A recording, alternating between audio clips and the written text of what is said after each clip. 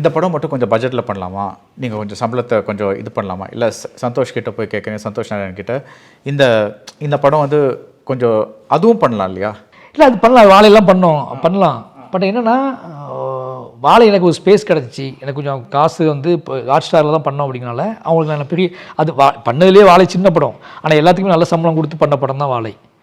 But என்ன சிக்கல் அப்படின்னா அவங்களோட டேஸ் அதிகமாகும்.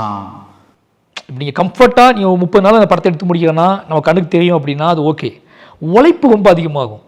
இந்த படத்தில் இப்போ நான் வந்து இந்த படத்தை பண்ணி கொடுங்க அப்படின்னு கேட்குறேன்னா நான் ஒரு சின்ன படம் பண்ணுறேன்னா நீங்கள் கேட்கலாம். இப்போ பைசனுக்கு வந்து பெரிய உழைப்பு, ஒரு கேமராமேனாக வந்து எழில் போட்டிருக்கிறது பெரிய உழைப்பு. ஏன்னா முழுக்க ஸ்போர்ட்ஸ் ட்ராமா, க்ரௌடு, நான் நைட் ஷூட்டிங் மட்டுமே 30-40 நாள் இருக்கும்.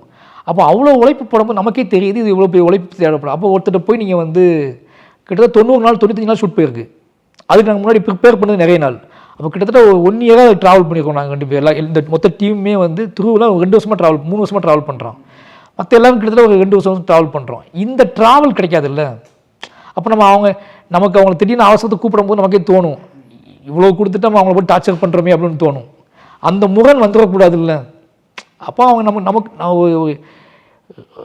எல்லாமே கொஞ்சம் கம்ஃபர்ட்டாக இருந்துச்சுன்னா வேலை பார்க்கும்போது கொஞ்சம் ஈஸியாக இருக்கும். நம்ம பயந்து தப்பாக நினச்சிருவாங்களோன்னு பண்ணக்கூடாது அப்படிங்கிறது. அப்பவும் இப்பவும் எப்பவும் அதிரடி கலெக்ஷன் சரவெடி செலிப்ரேஷன்.